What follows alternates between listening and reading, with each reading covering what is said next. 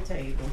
Inflation affects the way Zerlina Smith members eats, shops, drives, nearly every aspect of her life. We went from Lipton's to a store brand tea because I love it, my daughter loves it, and that's what we could afford.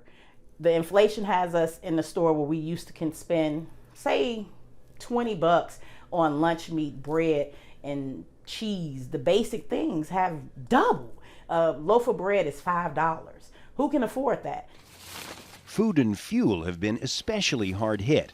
Pandemic-related kinks in the global supply chain and an energy shortage partly due to the war in Ukraine have driven up prices on a broad range of goods. If you do see products on sale, which has become less pervasive than ever before, buy it, stock up, put things in the freezer because prices are not going to go down.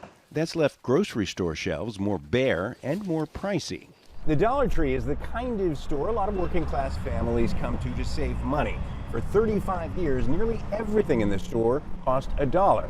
Now, it's $1.25. I'm questioning some of her. The founder of Chicago's nonprofit Violence Interrupters program says inflation appears to be contributing also to a spike in crime. The reason why some of the crime levels are rising is because inflation is pretty tough out here. You have people out there trying to rob Peter to pay Paul. You have the carjackings on the rise. With the U.S. government hoping to lower gas prices by releasing oil from the nation's strategic petroleum reserve and the Federal Reserve raising interest rates to discourage borrowing, President Biden says his administration is working on it. More and more Americans get jobs as they do. It's going to help ease the supply pressures we've seen. And that's good news for fighting inflation. It's good news for our economy, and it means that our economy has gone from being on the mend to being on the move.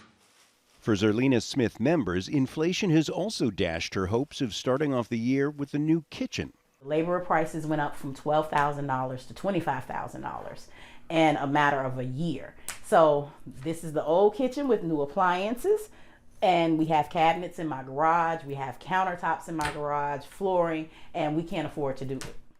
For her and many Americans, each day brings less and less for them to cut. John Hendron, Al Jazeera, Chicago.